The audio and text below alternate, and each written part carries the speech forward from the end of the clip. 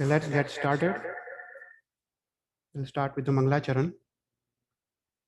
Namo Ariyantaram, Namo Siddhanam, Namo Ayariyanam, Namo Vajjayanam, Namo Loe Savvasahunam, Eso Panchanamukaro, Savva Pava Panasano, Manglarancha Savvesim, Paramam Havai Mangalam, Ragadvesha Vijetaram, Gnataram, Visvavastuna, Sakra Pujya Giramesam, Tirtesham, Srutimanae, Pannagecha, Surendrecha, Kausike Pada Sanskruse, Nirvishesha Manaskaya, Shri Veera Swamine Namaha. So thank you, everyone. So today is our sixth session of Tirthankar Charitra. So in this session, we will continue with our discussion of Bhagwan Rishabhdev's Jeevan Charitra, and we'll also continue with our discussion of the Adhalok we were discussing in our last session.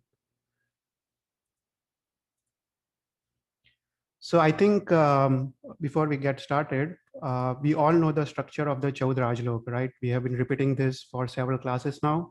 So we know the Chaudrajlok is divided into three sections. There is Urdhvalok, there is Madhyalok, and then there is a Tirchalok. And the Urdhvalok is, we all know it's 7 Rajju in height. The Madhyalok is also known as Tirchalok. It's 1800 yojans. And the Adholok is again 7 Rajju in height. So I think everyone should have memorized this by now. The Urdhvalok, we saw on the top of the Urdhvalok, there is Moksha, there is Siddha, and that is 45 lakh yojans in diameter. And below the Moksha, you have got 5 Anuttar Vimans. And below the 5 Anuttar Vimans, you have got 9 Gravyaks. And below the 9 Gravyaks, you have got 12 Vaimanik Devloks. So from this Avsarpini Kal, you can only go up till the 4th Devlok. The 4th Devlok, the name of the 4th Devlok is Mahendra Devlok. We cannot go above the 4th Devlok from this 5th ara of this Avsarpini. And the last class, we were also discussing the Madhyalok, and we saw the Madhyalok is where we live and where all the 63 Salaka Purush are born in this Madhyalok. And Madhyalok is the only place from which we can go to the Siddha and we can go to the Moksha. So in center of this Madhyalok is Meru Parwat, and we saw the Meru Parwat is 1 lakh yojan in height. It is 99,000 yojans above the surface of the Swayambhudal Bhumi, and it's 1,000 yojans below the surface of the Swayambhudal Bhumi. And the Madhyalok, we know it extends 900 yojans above the surface and 900 yojans below. So 900 yojans above the Swayambhudal Bhumi, you have got all the Jyotish Devtas. So inside the Adidvip, now surrounding the Meru Parvat, you will have Asankhya, that is countless Dvips and Samudras. But the first 2.5 Dvips and Samudras, they are known as Adidvip. And there are 132 suns, that is Suryas, and 132 moons that revolve around the Meru Parvat in the Adidvip. And these are all known as Char Devtas, that is mobile Devtas. And after the Adidvip, you have got Asankhya, Dvips and Samudras, but all the suns and moons, they are all stationary and they are known as Achar Jyotish Devtas. And below the Swayambhudal Bhumi, you have got the Nivasthan or the places where Vyantar Devtas, Vyan Vyantar Devtas and Tiryak Grumbak Devtas, they live. And in the last class, we were seeing about the Adholok. Now, Adholok, we saw there are 25 types of Bhuvanpati Devtas and there are 7 Narkavas. So last class, we were discussing about the 7 Narkavas. In this class, we'll continue with our discussion about the 7 Narkis. And so this is very important part of Jeev Vichar. I think you should all memorize this. You know, there are 535 classifications of Panchindriya Jeevs. And first few classes we saw there are 198 types of Devtas. In last class, we also saw there are 14 types of Jeevs of Narki. So we'll just briefly revise what we discussed in our last class, and then we'll talk further about the Jeevs of Narkis.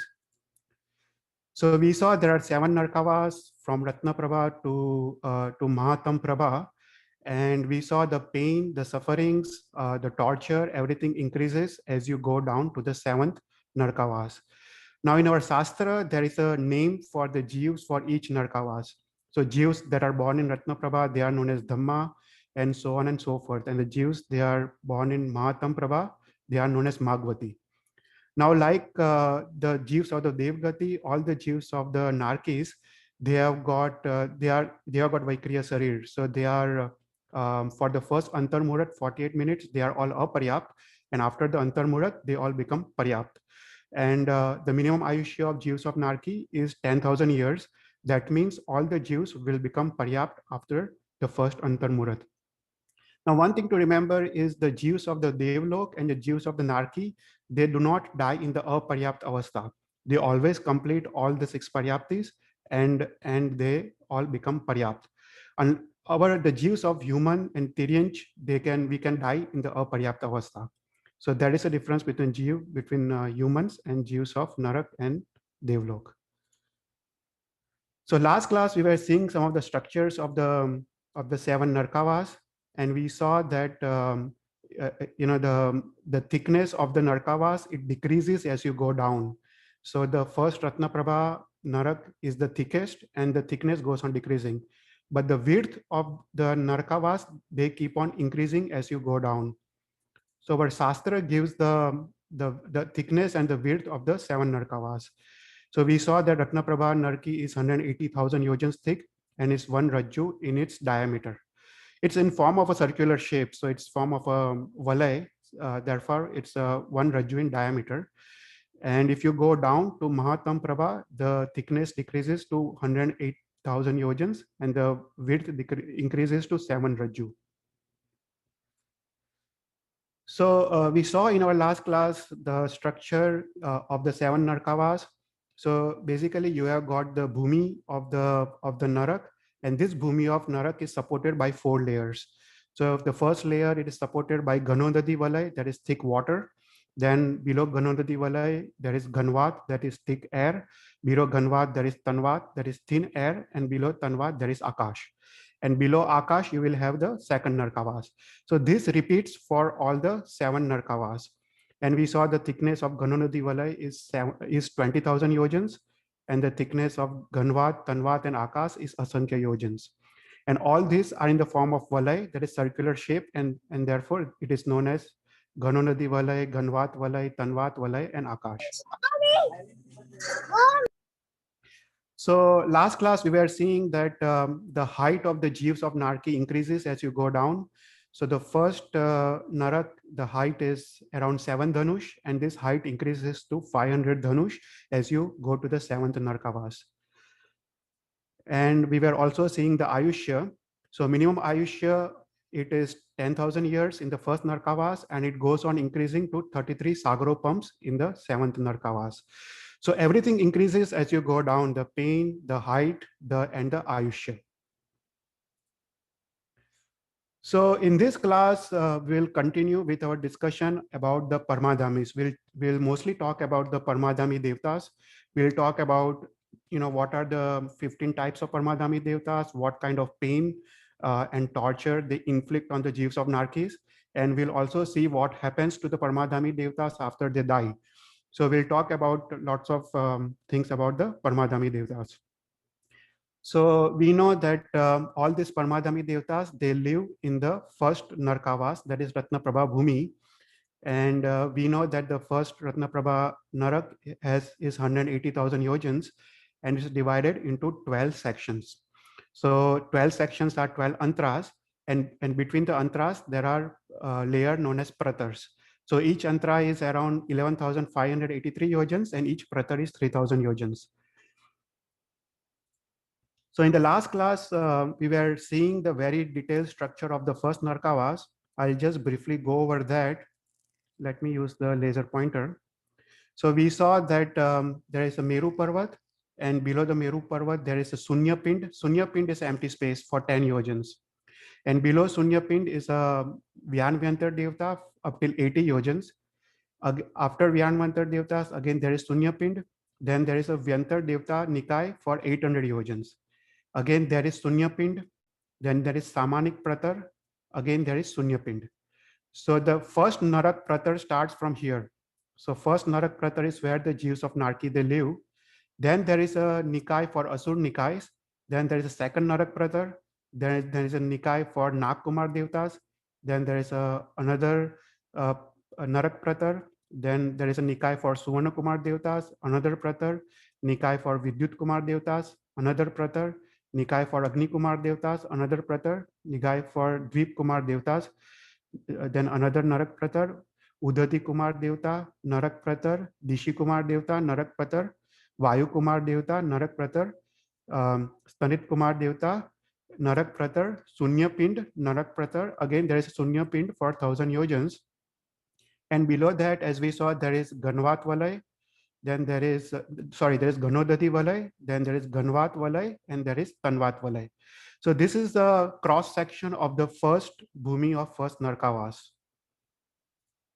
And we saw that depending on where you are born in the first Narkavas, so there is a 13 different pratars you can be born in the just first Narkavas. If you are born in the first pratar, then you have got the least Ayushya, that is from 10,000 years to 90,000 years. But the Ayushya and the Dukh, everything goes on increasing as you go down from first to the 13th pratar. So just within the first Narkavas, there are 13 different bhumis where a Jeev can be born. And the Ayushya and the pain goes on increasing within the each pratars as you go down. So this was something we discussed in our last class. And we saw that the Jeevs of Narki, they suffer from 3 types of pain. We saw that last class, we saw there are Kshetrajna pain, that is environmental and geographical conditions. Then in this class, we'll discuss about the Parmadhami Krut pain. And we also talked about the Anya Krut pain. So in the Tattvarth Sutra, as we discussed in our last class, we saw that there are 10 types of pain because of the Kshetra or because of the geography. And we saw there is a pain of hunger, there is a pain of thirst, there is a pain of cold climatic conditions, hot climatic conditions. Then there is a pain of fever or diseases. And we saw the Jeevs of the 7th Narki, they have got 5,68,99,584 diseases all the time.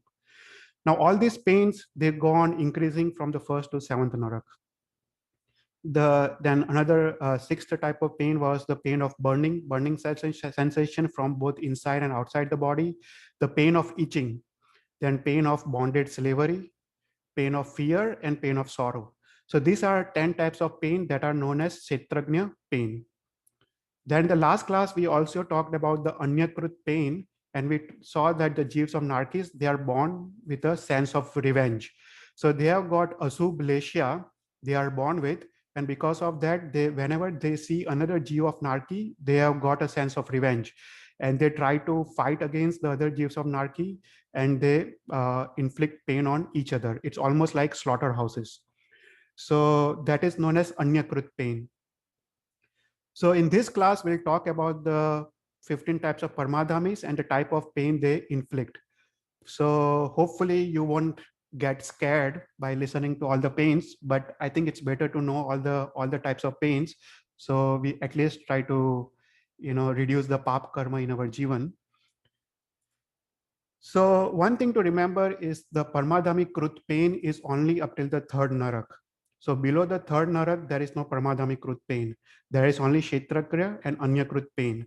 From the 4th to 7th Narak, the Parmadhamis do not travel. But the Kshetrajna pain itself is so high that Parmadhami does not have to basically travel. The pain itself is very, very high because of the environmental conditions. So let's see the 15 types of Parmadhamis. So some of the Parmadhamis, they work in pairs, and some of the Parmadhamis, they work individually. So there is and Ambarish, Shyam, Shabal, Rudra, Uparudra, Kal, Mahakal. So these are the Parmadhamis, they always work in pairs. Then there are some Parmadhamis, they work individually. So first category of Parmadhami is known as Amba category of Parmadhamis. So what does category of Parmadhami they do? So they create terror and fear by playing games with the Jeevs of Narkis. So they make the Jeevs of Narkis, they make the Jeevs of Narki run here and there. And then they catch these Jeevs of Narkis, they take them up in the sky and they throw them with the head facing downwards.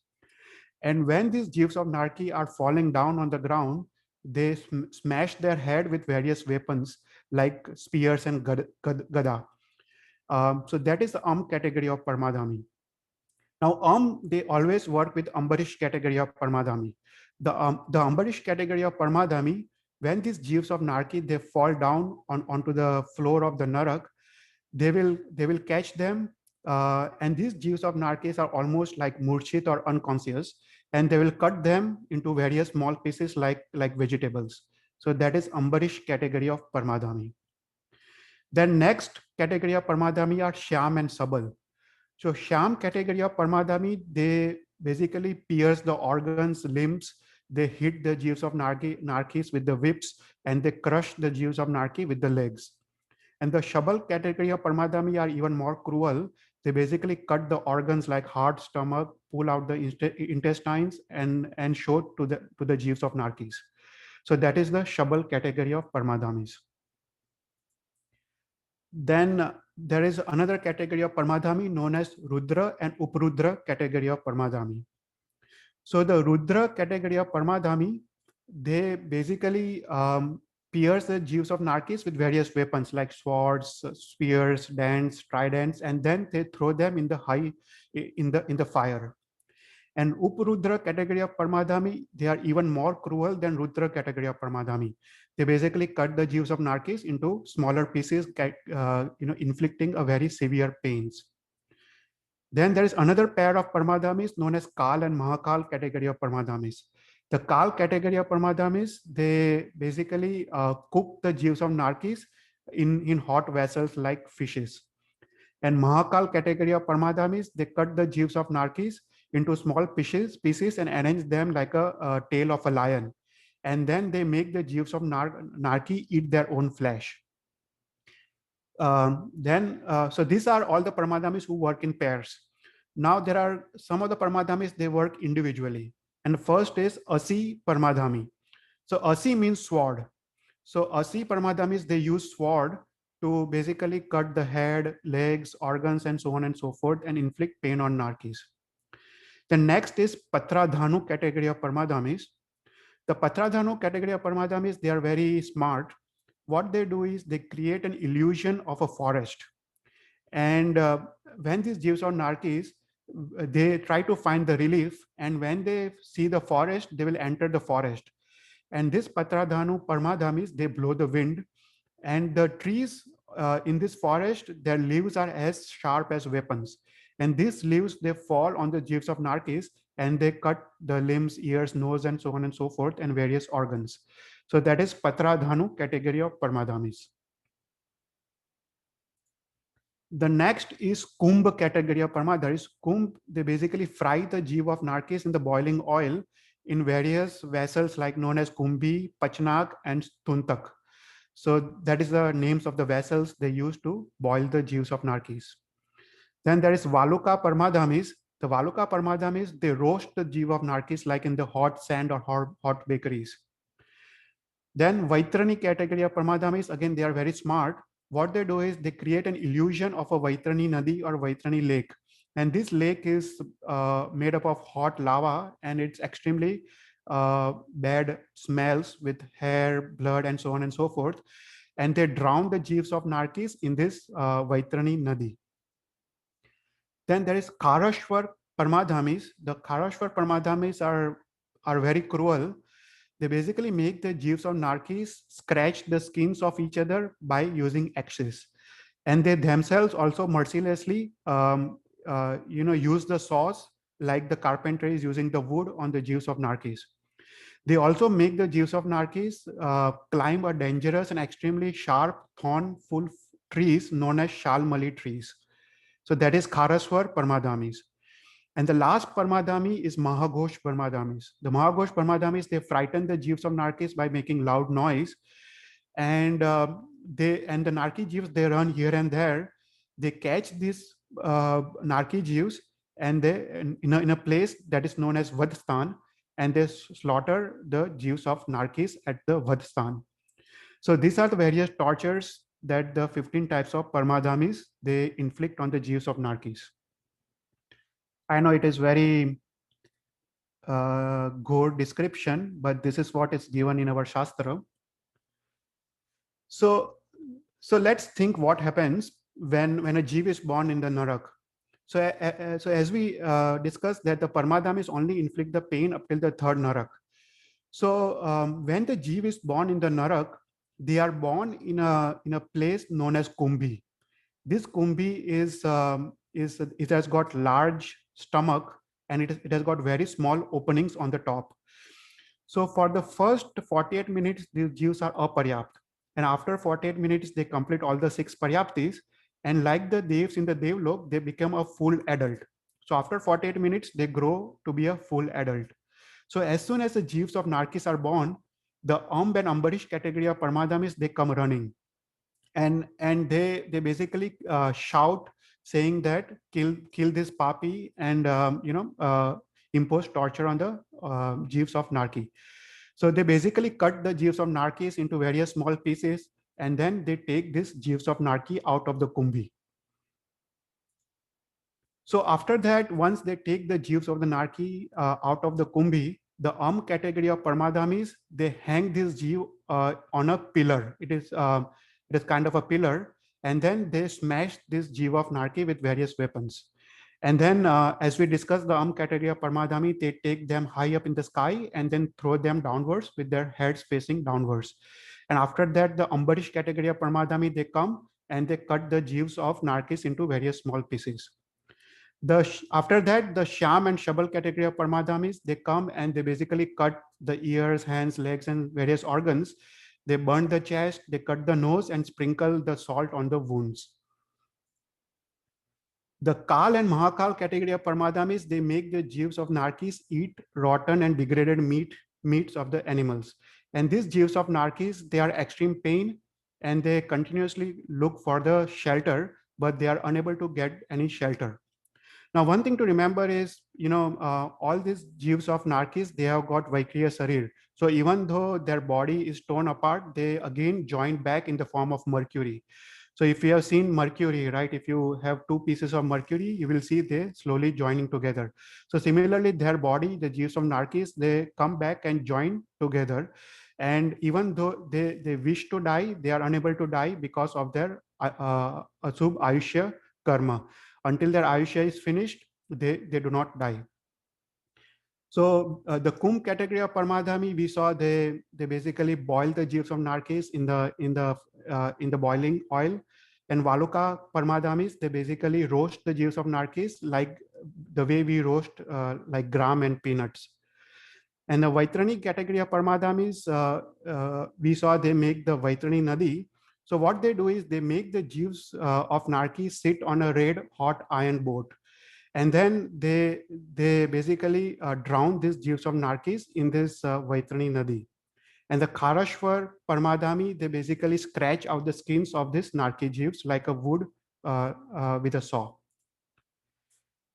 So, the Parmadhamis, what they do is they basically remind the jeeves of narkis of the pap they have committed in the previous bhav. And the Mahaghosh category of Parmadhamis, they basically remind the jeeves of narki.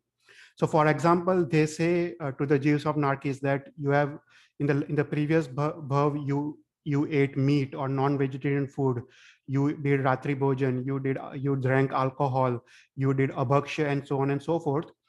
And what they do is they fill the mouth of the jeeves of narkis with various ants, scorpions, and snakes and stitch the mouth. That is what the Mahaghosh Parmadhamis they do after reminding the jeeves of narkis. They also remind the jeeves of narkis of various other paps, like having relations outside the marriage and so on and so forth. And they tie the jeev of narkis with the red hot copper dolls. So that is all Mahaghosh category of Parmadhami. So in short, the jeeves of narki, they do not have a single breath of relief, and day and night they have sufferings. They are either cut, smashed, roasted, broken down, melted, so on and so forth. And they have extremely long Ayushya, and they suffer from this for extremely long Ayushya. So we saw in the last class, the only time the jeeves of narkis, they have got sukh is during the 5 kalyanaks of Tirthankar Paramatma. So whenever there is a 5 kalyanaks of Tirthankar Paramatma, there is a only time unko anand ki anubhuti hoti hai. Apart from that, they are always in pain and sorrow. So now let's see what happens to Parmadhamis themselves after they die. So our Shastra gives a very detailed explanations on what happens to Parmadhami after they die. So there is an island or a dweep that is situated 55 yojans in the southern part of Jambudvip. It is 55 yojans from a place known as Jaktani Vedika. And it's the south of the Jambudvip. And on this island, there are 47 types of caves.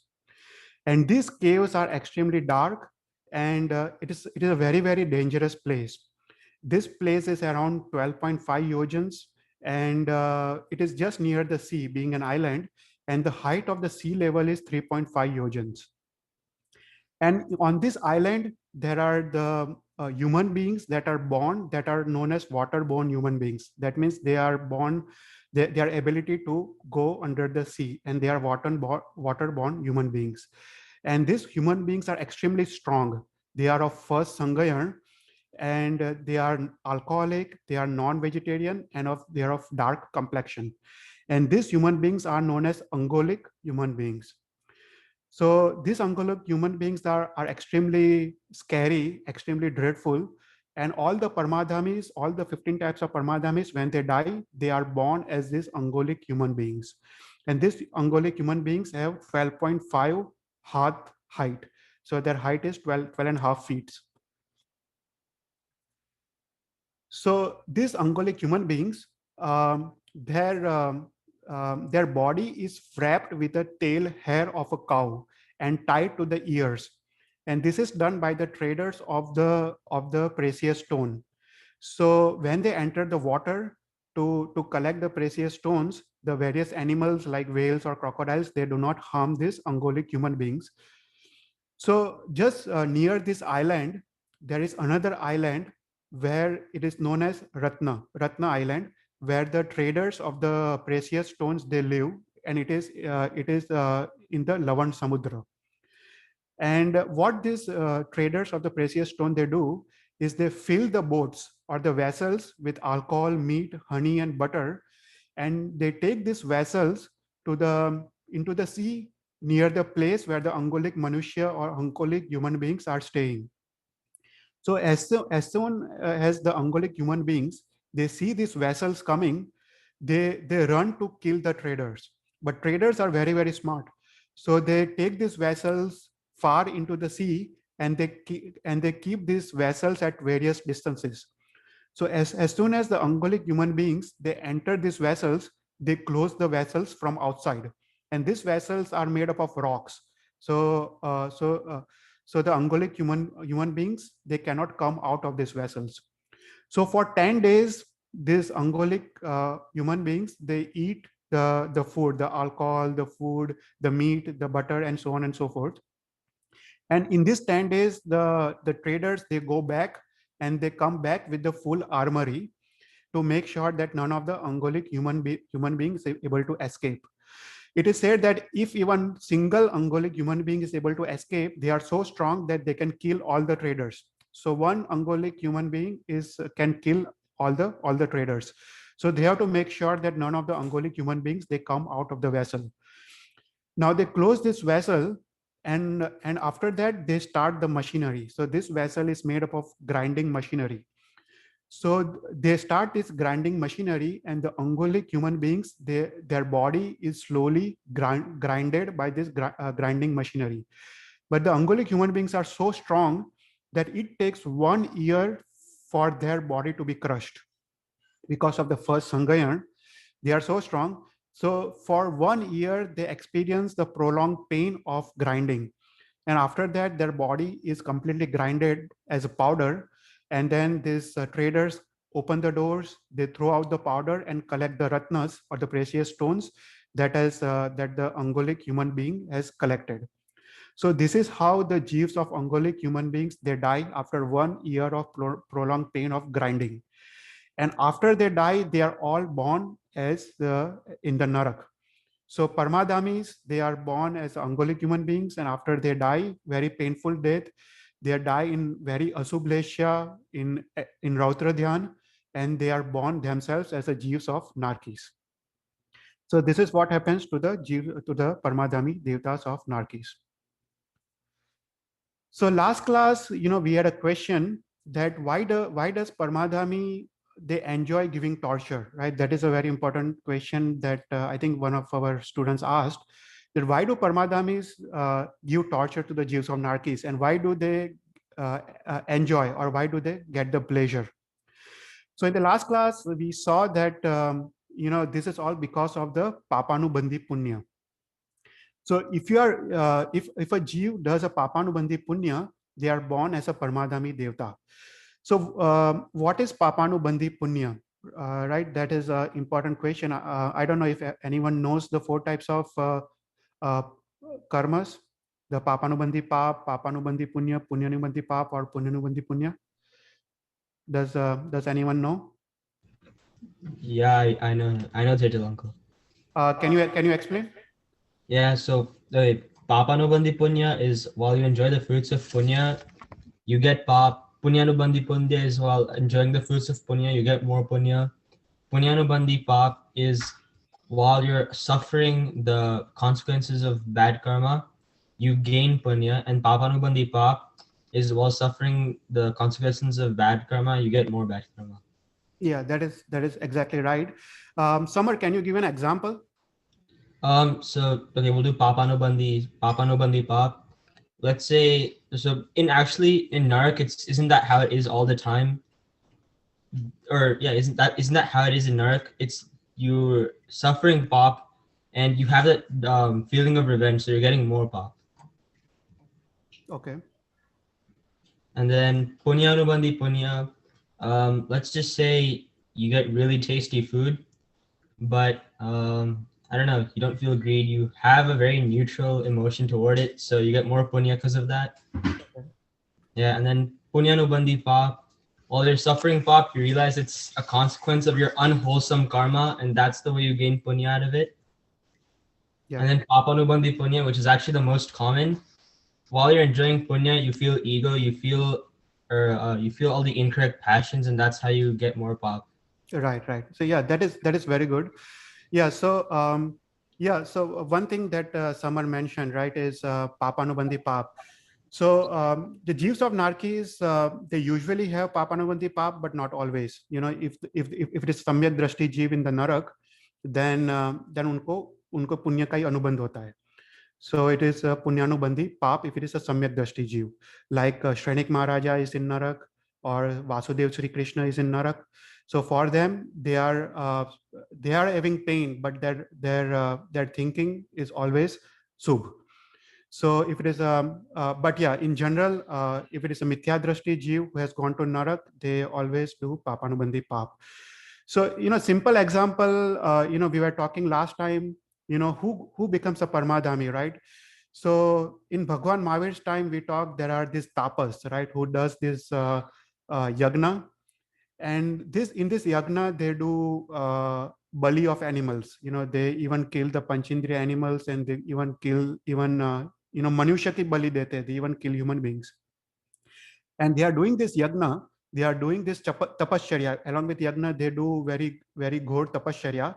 But at the same time, they are also doing the hinsa of Panchindriya Jeev, like Hasti Tapas. The Hasti Tapas, they kill the elephants during the yagna. So such type of human beings, they are born as Parmadhamis because of their punya, Papanubandhi punya. So simple example I usually give to everyone to understand this is the food. As Samar was talking about the food, you can use the food example to understand all the 4 types of karma. So for example, let's say you have got meat, right? If a person is eating a meat and at the same time is enjoying the meat, so that means papanu bandi pap, right? He's eating the meat, so वो पाप कर रहा है द्रव्य से, और उसका अनुबंध भी पाप का हो रहा है क्योंकि उसके भाव अशुभ है. अनुबंध is always related to your thinking and your bhav. So that means you are enjoying eating the meat. A person is enjoying eating the meat. That means papanubandhi pap. Now let's say second example. There is meat, right? A person is eating a meat, but then at the same time he is repenting and he is thinking that this is wrong. I should not eat meat. So वो क्या हुआ, पुण्यानुबंधी पाप. वो पाप तो कर रहा है पर उसका अनुबंध उसको पुण्य से हो रहा है क्योंकि उसको ही इज रिग्रेटिंग, उसके आंख में आंसू है, तो वो हुआ पुण्यानुबंधी पाप. फिर देन थर्ड कैटेगरी इज पापानुबंधी पुण्य. A person who is not eating meat, right? because of his health reasons or whatever. But in his mind, he wants to eat meat. So he's thinking that I wish I had a good body or I had a good health so I can eat meat. Unfortunately, I am not able to eat meat. तो वो और खराब हुआ. Even though he is not eating, पर उसका अनुबंध पाप का हो रहा है. That is पापानुबंधी पुण्य. And such जीव्स can be born as a परमाधामी. Even though they are doing the kriya of punya because they are not eating meat, पर उनका अनुबंध पाप का हो रहा है because they are regretting it. And last is punya punya, jeeves like us, who do not eat meat, and at the same time, we think that is a right thing to do. So we are in subhav. So that is punyanubandhi punya. So that is a very simple example to understand what is papanubandhi punya. So papanubandhi punya is very, very bad because तुम्हारे उसमें भाव तुम्हारे अशुभ होते हैं और even though you are doing punya kriya, तुमके अनुबंध तुमको पाप का होता है, and such jeeves are born as parmadamis. Okay, so I think that hopefully explains. Okay, so I think now we can start with Bhagwan Rishabhdev's Jeevan Charitra.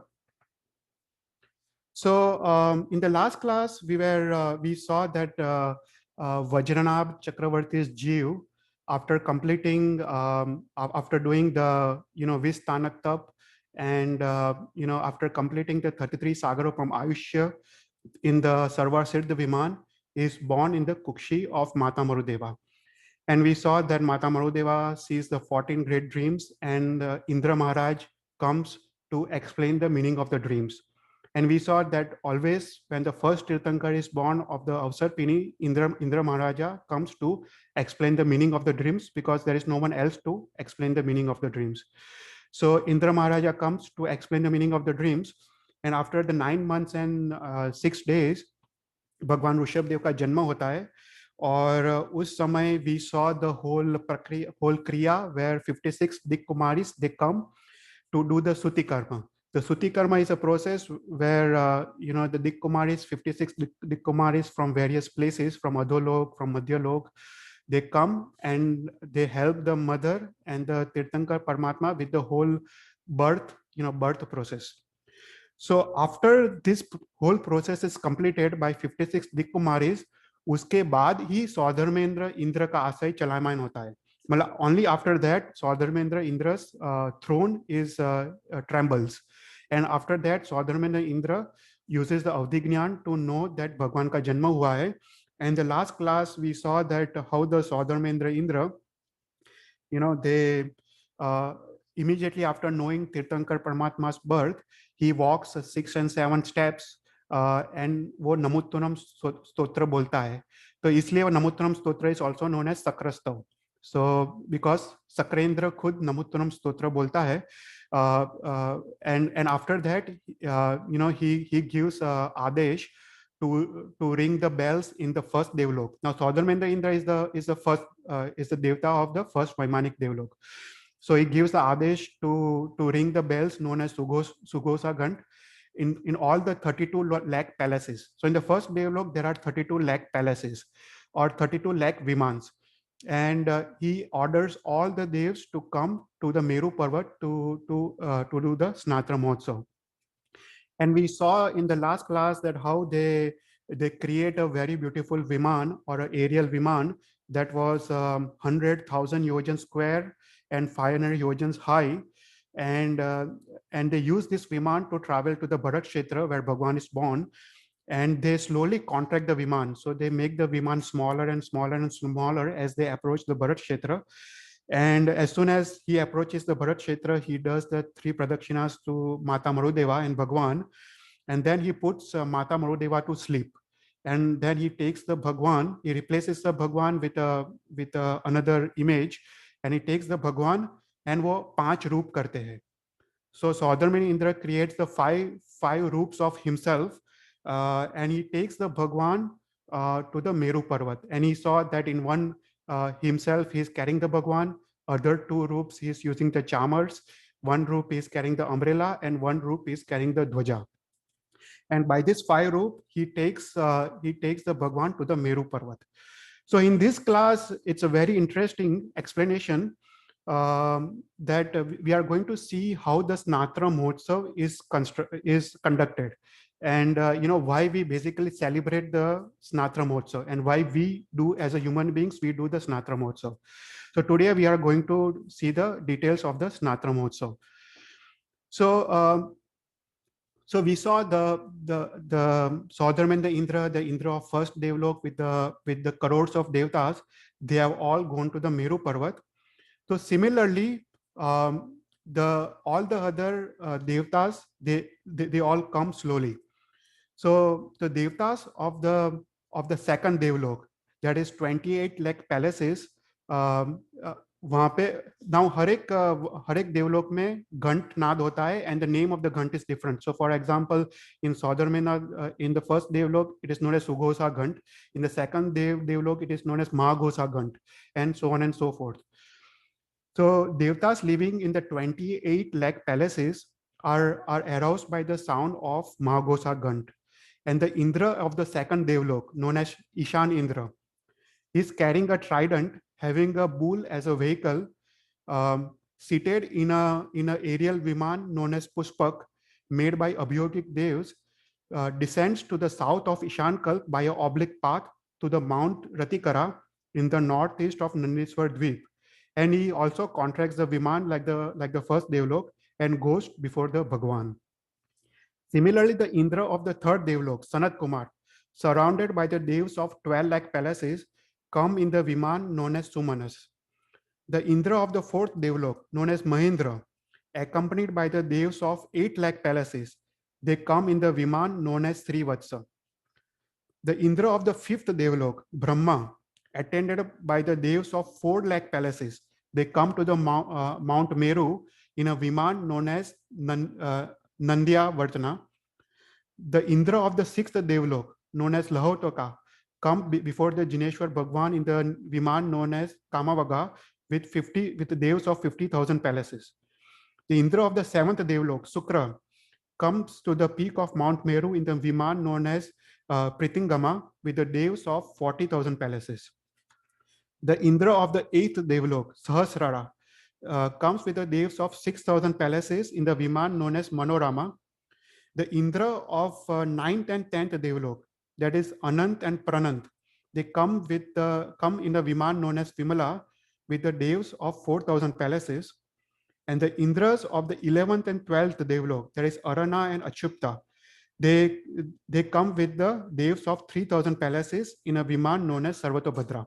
So here Shastra explains a very detailed how all the Devs from all the 12 Vaimanic Devloks, they come to the Meru Parvat to do the Snatra Mahotsav. Now, one thing to understand is only the Devs of the 12 Vaimanic Devlok, they come. The Devs of the Gravyak and Anuttar, they do not come because they are Kalpatit Devtas. As you know, we talked about Kalpatit Devtas. They are not social. They do not participate in any activities.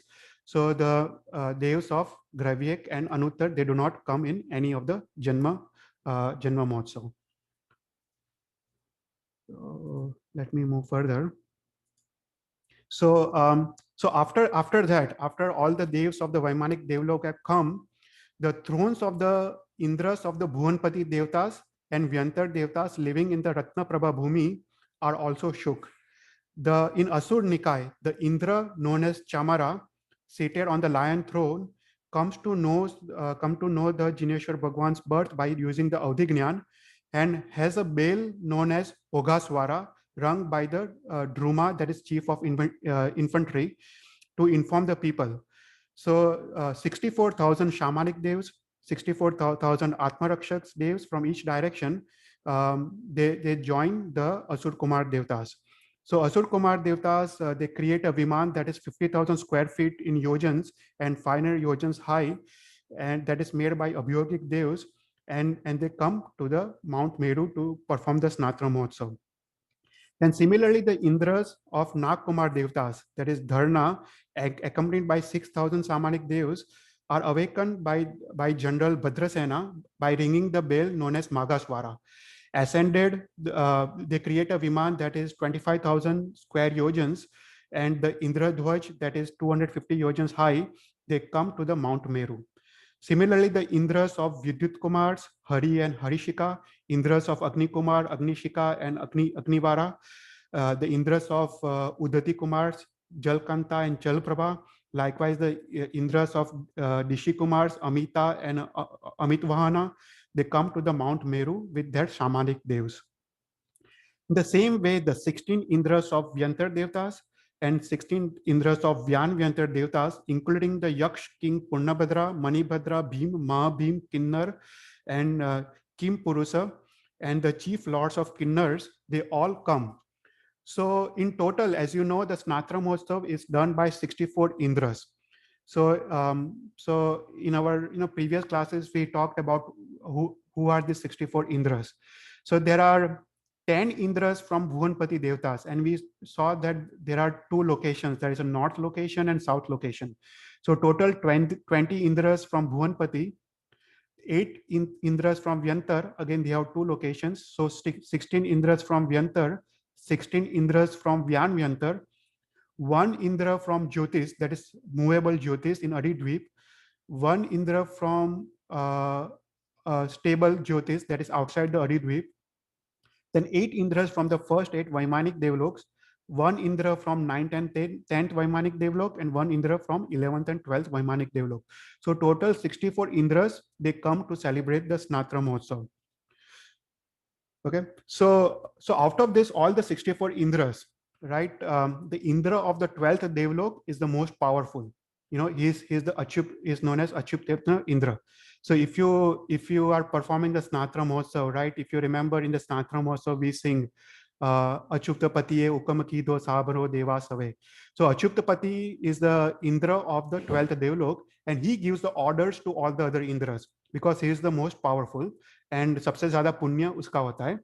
So whole Snatra Mahotsav is basically conducted by the Indra of the 12th Devlok, that is Achyuta Indra. So let's see how they conduct the Snatra Mahotsav.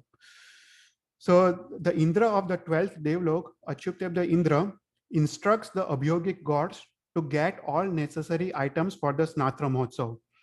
Then attracting the best Pudgals by Vaikriya Samudghat, they create Kalash. These Kalash are 1 yojan high, and these Kalash are made up of gold, silver, and Ratna, and they make 1008 Kalash. So if you know the Snatra, right, we say Arjati Karsa Pratyeke. Arjati means 1008 types of Kalash. So if you follow the Snatra Puja, you will get the whole meaning of what is really happening. So they create this 1008 Kalash of various combinations. So that means they create 1008 Kalash of gold, 1008 Kalash of silver, 1008 Kalash of jewels, 1008 Kalash of gold and jewels, 1008 Kalash of silver and jewels, and so on and so forth. And then they prepare various other vases, mirrors, boxes, plates, cups, flower baskets, and so on and so forth of gold, silver, and jewels in equal numbers. So they create each of those in 1008 numbers. And after that, after taking the Kalash, the Abhyogik Devtas, they go and take the water from the Shir Samudra. So Shir Samudra is basically the ocean of milk. And from the Shir Samudra, they also get the white and blue and red lotuses. And they get the lotuses from also the Puskravart Samudra as well. So after that, from the various Tirth of Bharat, Airavat Kshetra, they get the water and clay to make the kumbhs. They take the water from the great rivers like Ganga and so forth, and from the lake named as Padma, they take water and fragrant white lotuses. Likewise, they took lotuses from various other mountain ranges. They filled the water pots, that is kumbhs, from Devkuru and Uttarkuru Kshetras. In the ones known as Bhadrasal, Nandanvan, Sumanasa, and Pandukvan, they get everything they need, including Gosesha Chandan Lep.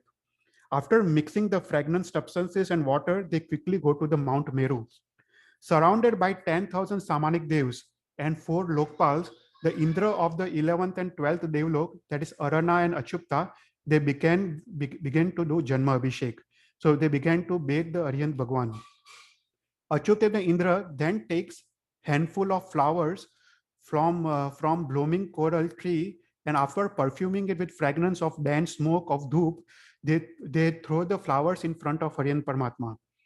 The Devs brought Kalash perfumed water add-on with wreaths the Indra's Achyut Indra takes the 1008 Kalash and begins to bathe the Jineshwar Bhagwan, bending the Kalash a little bit. Then some devs, they beat loudly the drums and make the mountains reverberate with loud echoes from the caves. Other full of devotion sounded heavenly drums, Dev Dundubi. Some energetically beat cymbals and kettle drums. So here Shastra describes various types of musical instruments. Some devs standing on the top of the rock, they blew the kahalas. Kahalas is kind of a flute. So various musical instruments are being played by the Devtas in this way, and the sky is full of various musical instruments. And they say, "Hail, rejoice, ocean of compassion, promoter of dharma," and even the Vidyadhar Munis, who they fly over the Mount Meru and do Vandan to the Hariyan Paramatma. So after reciting various sloks of Snatra Puja, the Indra of Achyut Indra with the Devs, they slowly empty the pitchers over the Bhagwan. The Kalash, it is shining like the rain clouds over the peak of Sumeru. The streams of water flowing from the Kalash with 1 yojan high wide mouths looks like the cascade from the mouths of the mountain caves. So as soon as the Bhagwan's bath water fell on the ground, some with devotion, they seized the water and they put the water on themselves, on their heads. Some devs with eagerness, they sprinkle the bodies again and again like elephants suffering from the summer heat. In Snatra Mahotsav, we do the same thing. We, after the Santi Kalash, we take the water and we sprinkle the water on our heads. So we are following the same procedure that Indra Maharaj is following. So advancing quickly on the plateau of Mount Meru, the water forms 1,000 rivers on all the sides. Continuous streams of water shoots up in the sky from 8 horns of 4 bulls. So Bhagwan is bathed by the sakra in the streams of water flowing from the horns of the bull. So if you remember in Snatra, we do Rishabh ka roop karke hum Bhagwan ko nehlate hai. So that is the same way here. Sakra creates the roop of a bull and is bathing the Bhagwan. So after bathing the Bhagwan, the Sakrendra rubs Bhagwan's body with a divine cloth. The Vaswadev anoints Bhagwan's body with precious ointment. The Sakrendra, they do the puja wearing white divine clothes, giving appearance of moonlight to the moon of the Bhagwan's smiling face. Vajrabhartdev places diamonds, rubies, mugut on the head of the Bhagwan, a sign of being head of all the Chaud Rajlok. The Bhagwan Dev places golden earrings on Bhagwan's ears. A long string of divine pearls, which had appearance of Lakshmi, is placed by Purohita on Bhagwan's neck. He also puts a pair of armlets on arms of Bhagwan. On Bhagwan's wrist, he put bracelets of round, large pearls resembling clusters of flowers on the branches of trees. He puts golden girdle on Bhagwan's hips. On Bhagwan's feet, he put ruby anklets clinging on all the sides. So, हम जब आंगी करते हैं भगवान का, this is the same way Indra Maharaj is also doing आंगी of the Bhagwan. So Vasava, his mind full of devotion, did puja of Bhagwan with wreaths of blooming coral tree flowers. Purandhara Dev stood in front of Bhagwan and he takes the vessels of Deepak.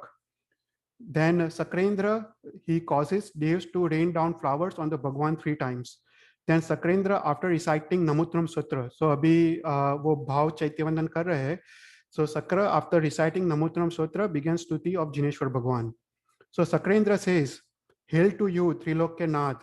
You are son to the lotuses, Kalpavruksha in the desert of Sansar, a friend of Bhavya Jeev. This movement has to be praised, destroying pains of all the Jeevs. The whole path of moksha, which has been blocked for the Jeevs of Bharat will become manifest through you. Even the sight of you gives sukh to all the Jeevs. So say nothing about your preaching of dharma. No one is suitable for a comparison with you. I am not able to emulate your attributes that really exist. Who can measure the depth of Swayambhar Samudra?" So after this stuti of the Bhagwan, Sakrendra, his mind fragrant with joy, makes himself 5 forms as before. And one of this Sakra very carefully takes Bhagwan from Ishan Indra's lap and held him close to his heart like a secret. Surrounded by all the devs, Sakrendra goes to the air to the house adorned by Mata Marudeva. Vasava takes away the Tirthankar's image and places Bhagwan in the same way near Mata Marudeva. Then he takes away the sleeping charm from Mata Marudeva. He puts on the Bhagwan's pillow a pair of Devdushya flying clothes, a pair of jewel earrings, and a golden sun-rich necklaces made up of various jewels. Then he instructs the Siddha Dev to deposit everywhere near Bhagwan house 32 crore gold and Ratna jewels and other things and ornaments and precious objects giving pleasure to the Jeeves of Sansar. Kuber Dev at once had that done by Tiryang Rumbak Devtas. Then Vasava instructs Abhyogik Devs to proclaim all the 4 classes of Devs, that is Vaimanik, Jyotish, Bhuvanpati and Vyantars, that anyone who does anything that is unfavorable to Tirthankar or his Mata, his head will be split into 7 pieces and he will be severely punished. Then Sakram inserts the nectar composed of juice of various foods in Bhagwan's thumb. So as and when the hunger arises, the Aryan Paramatma, they do not nurse from the mother. They basically suck their thumb that pour out the juices. Then Sakra also appoints 5 apsaras to perform all the nurse duties for the Bhagwan. Then after that, all the devs, they all go back from the Snatra Monastery on the Meru Parwat and Nabhi's house, and they go to Nandishwar Dweep.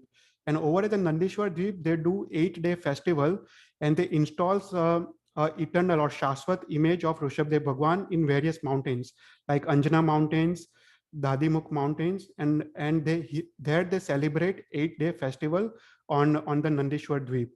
And after that, they all go back to their own respective places by the same path they had come. So this finishes the explanation of the Snatra Motsav. So I think we will end here today. And in the next class, we'll talk about the Bhagwan's childhood, Bhagwan's marriage, and then Bhagwan's Diksha Jeevan. So yeah, let me know if you have any questions.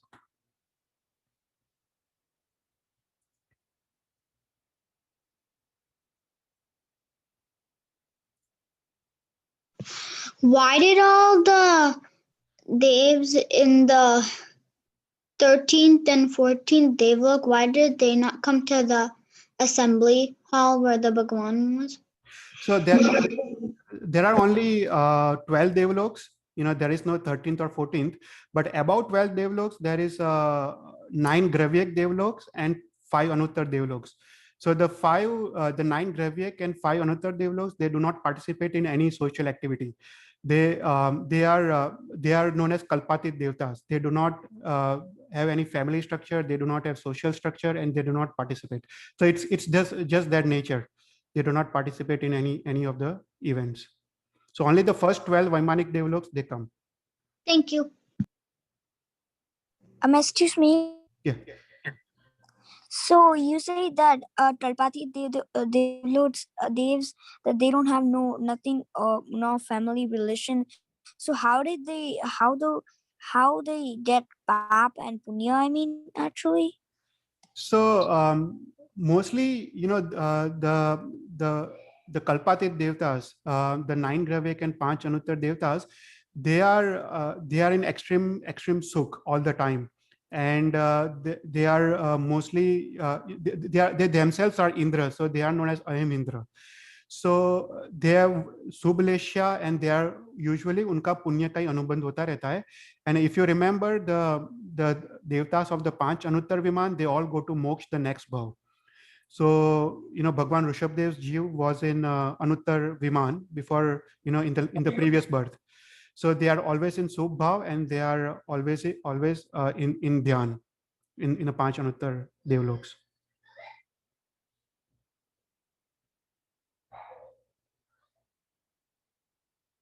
Does that answer the question?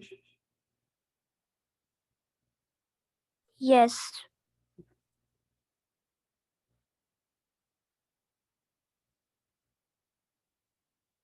Any more questions?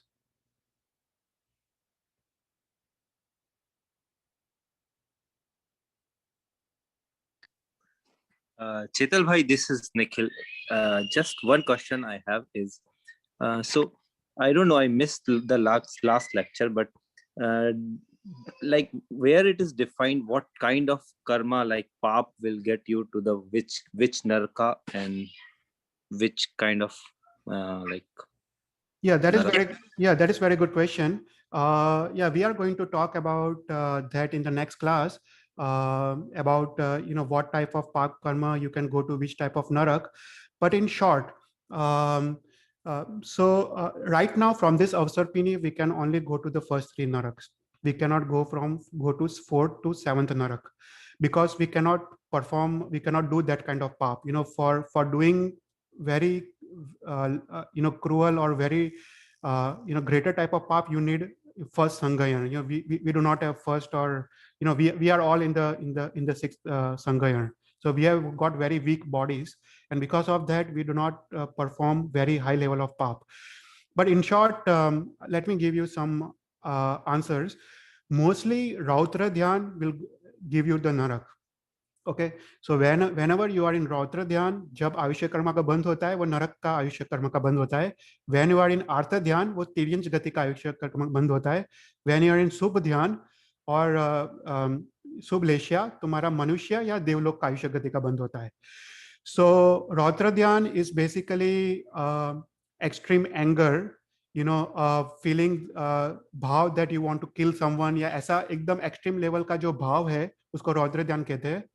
आर्त ध्यान मतलब all kinds of ashubh विचार्स, जैसे even what is not shubh bhav, everything falls under आर्त ध्यान. सो in our life, if you see, 99% of the time we are in arth dhyan. We are not in शुभ ध्यान. शुभ ध्यान कब होते हैं? जब हम देरासन में होते हैं या फिर कुछ धर्म क्रिया करते हैं, तभी हम शुभ ध्यान में होते हैं. बाकी most of time either we are watching TV, we are watching internet, we are doing प्रमाद, those all falls under आर्त ध्यान, और उससे तिर्यंच गति का आयुष्य कर्म का बंद होता है. So that's why भगवान ने said कि तुम एक क्षण का भी प्रमाद मत करना. Always utilize each and every second and do dharma Aradhana each and every second, क्योंकि कब आयुष्य कर्म का बंद होता है तो पता नहीं चलता है. So in short, people who are say non-vegetarians eating meat, generally उनका नरक गति का आयुष्य कर्म का बंद होता है. People who are doing abortion, that kind of, even people अपने में मम्मर सेठ का दाखला आता है. People who have got lots of attachment to the wealth, वो पैसे के पीछे पागल है, जैसे मम्मन सेठ, he went to seventh नरक.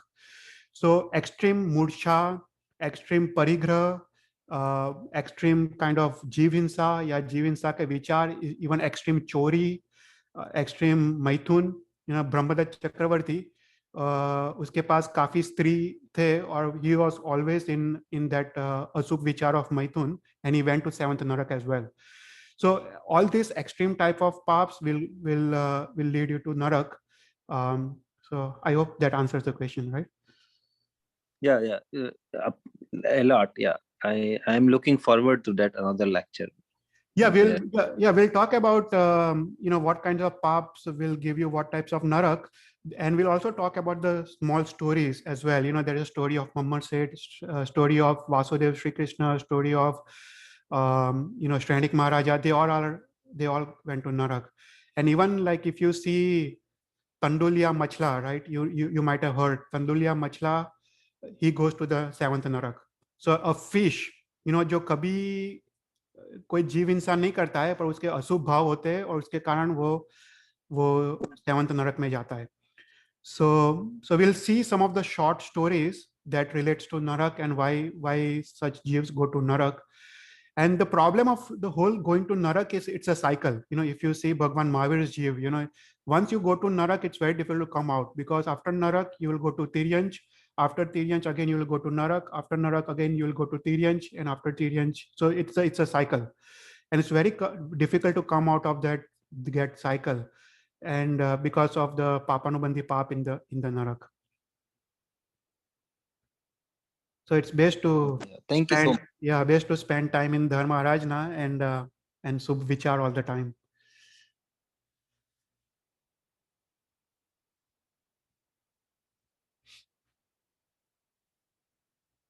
Any more questions?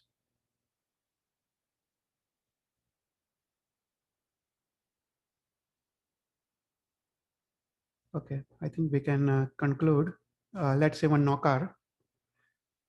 Namo Aryantanam, Namo Siddhanam, Namo Ayaryanam, Namo Vajayanam, Namo Loe Savvasaunam, Eso Panchan Namukaro, Sava Pava Parasano, Manglarancha Service in Pramam Vai Mangalam, Jinagna Viruk Bolaya, Micha Viruk. Thank you, everyone. Thank you very much.